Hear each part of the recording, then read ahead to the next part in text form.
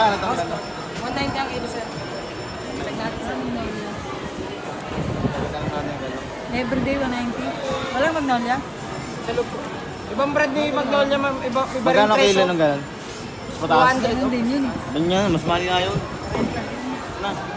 235 ang chicken sa Magnolia, sir. Basta magnolia kahit anong presyo. Magnolia. Wala Ito na nga lang, sa lupa eh. dadalawin pa natin eh. Ano ba nga kilin dyan? Kaya ng pagayat. Maliliit lang. Ganito Maliliit lang lang. kaliit. Mga ganito lang basta. Ayan. Ito, 158 lang, oh. 158. Ay, wow. 199 ang kilo, sir. 158. May dalawa. Dalawa. Dalawa yun. 150 to dito, sir. Isa. Bali na din, sir. 311, oh. Okay. Sige. Paiwan mo. 300 na lang. Nasa mall ka, huwag ka nga. Nakadakil daw.